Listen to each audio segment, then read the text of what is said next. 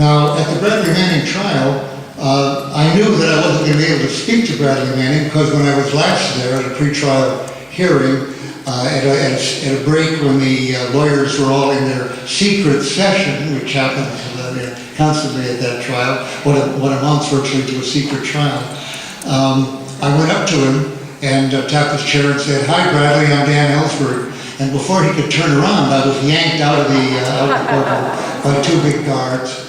And the head of security of the base, they were going to throw me off the base, and said, you know, it's against the rules to talk to the defendant. I said, really, where are those rules? He said, well, they're posted right there on that big board. There are about 14 rules, you know, no smoking marijuana in court. And they were very comprehensive, but I didn't see anything about speaking to the defendant, I said, pointed out. He said, well, it's implicit. Like the secret laws that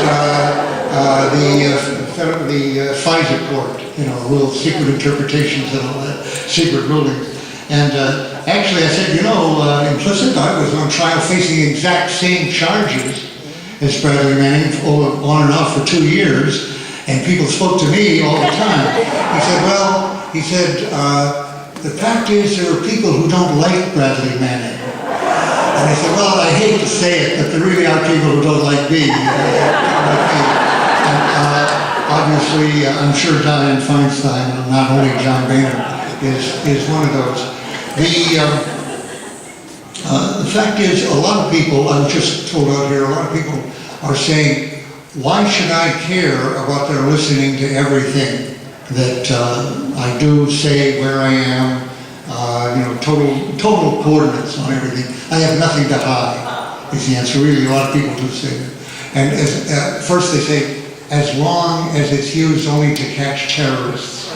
Well, our Constitution was not written to be executed by angels, actually, and to give any humans, whether they're Republican or Democrat or third party or whoever, fat chance, but that kind of power, that kind of knowledge to blackmail every individual in the country who has, as somebody, William Binney put it, 280 million Americans, everybody who isn't in a hospice or an infant, who deals with any kind of electronic equipment, whatever now, is totally, lacks privacy altogether. Okay, the question is, so what? Here's the answer. If you want to know the answer, what it means to live like in a country like that, which is our country now, look at the film I mentioned earlier, The Lives of Others, which we should be done about the DDR. And something I want to point out to you in that film, if you see it again, get it from Netflix, and you'll see it, is the use that's made of this kind of information. It doesn't have to be somebody, the use is not made just on somebody who is already or might be a suspect or a dissenter. In fact, they were trying to wiretap the hero of that film, who was very pro-East Germany, socialist, very fond of the regime, but he had a girlfriend that was coveted by the human district policeman, so forth. So they're trying to put him out of the way. They wire up his apartment, and the process is seen by a neighbor. And when the wiring up is done, she opens her door and closes it. The head of the police contingent goes to her door, knocks on it, and says, "Your daughter," he knows who she is, "your daughter wants to go to medical school, right?" Not going to happen if you talk about what you've just seen. And a little later, she's helping, actually the hero, who is a dramatist type, tie his tie, didn't know how to tie a tie. And she ties his tie and she doesn't tell him.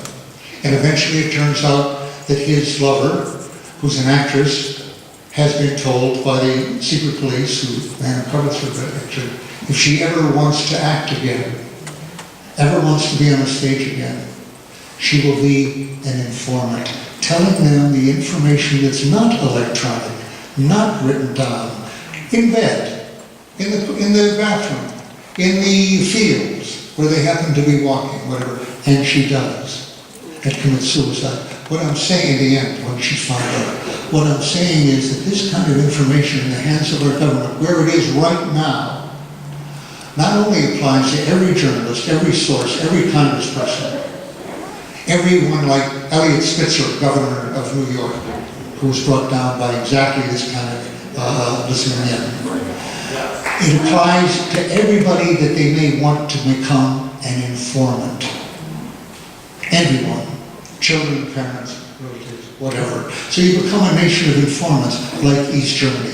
And you become a democratic republic like the German Democratic Republic.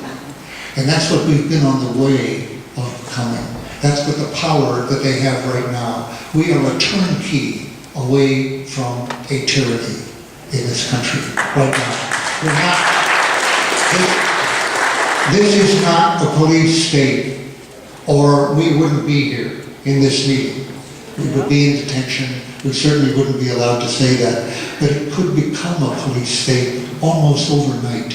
The entire infrastructure has been laid for it. The constitutional basis that would stand in the way has been waved away by a succession of presidents right now. When I mentioned Dianne Feinstein, I'm mentioning a symbol of the fact that the notion of oversight in this country has become a fraud, a hoax. The same is true of this court. When our president says, don't worry about this program, it's been shown to be lawful by our lawyers internally, like Berkeley's own John Yoo, YLO, who happens to be a constitutional lawyer like Barack Obama, a scholar. And I think, by the way, I have to say this, and this is not a joke, as far as I can tell, of the same view, the same ilk, the two of them. So being a constitutional lawyer is not enough either. By the way, it doesn't mean that you can't be courageous and a free person. Glenn Greenwald is also a constitutional lawyer.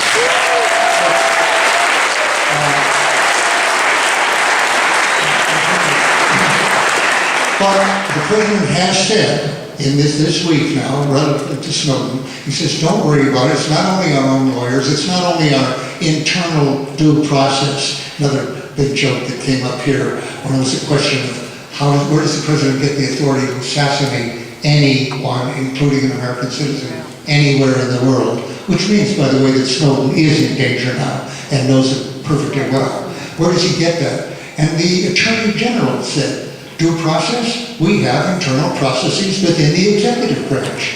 In other words, due process has been abolished, in effect, as an acting requirement in the Constitution.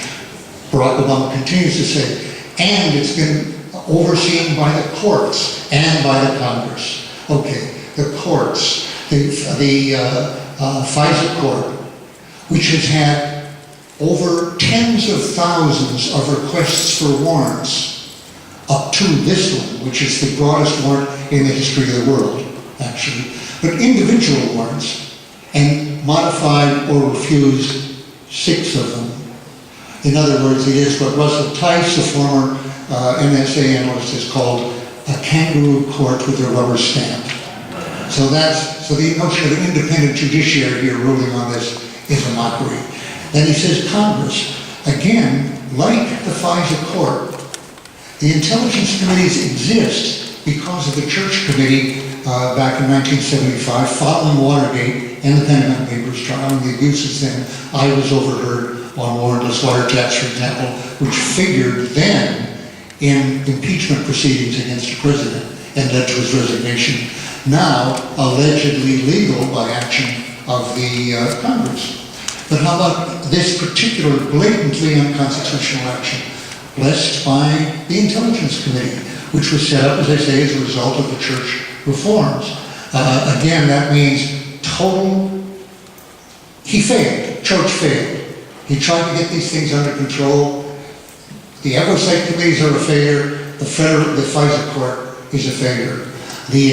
Both of them require investigation themselves, and that has to be by a select committee of Congress, which has to be pressed by the public, which will not be chaired by Dianne Feinstein, must not be. In fact, she shouldn't be on it. She should be impeached or whatever.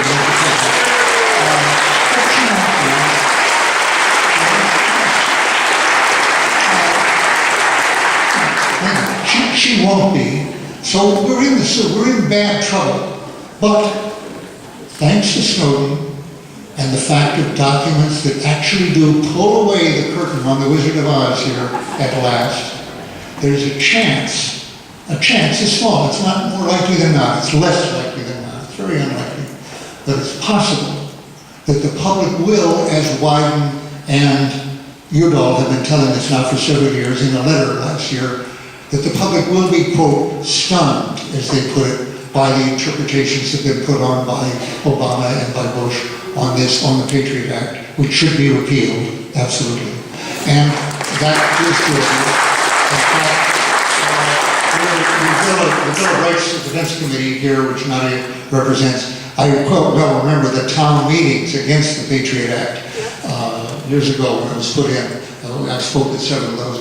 And of course they were absolutely right. It's been renewed automatically with even growing majorities by whether the Congress is controlled by Democrats or Republicans here. That has to change if we are to recover our freedoms. And it's really possible, I won't say more than that, if we do what we should do. And if we take courage from people like Bradley Manning and Snowden, who have, like Nathan Hale, which a lot of you I've discovered to my horror, and most of you probably don't remember, that he was the first person, actually the first person and the last person before me, as an American, to be tried for giving secrets to Americans. He was hanged by the British, actually as a spy for George Washington. And his last words before he was hanged was, "I regret that I have but one life to give for my country." Now Snowden and Bradley Manning have given their lives for their country, and it was worth it. They were not crazy for doing that. They were not excessive. If either of them had asked me what they should do, if Snowden had asked me, I would have said, I can't tell any individual what they should do with their life and what their commitments are to family and to everything else, but I will say this information is worth a life, worth more than one life, worth a life in prison, as I thought the Pentagon Papers were. And I appreciate the fact that we have Americans who will rise to that, and I hope there are a lot more.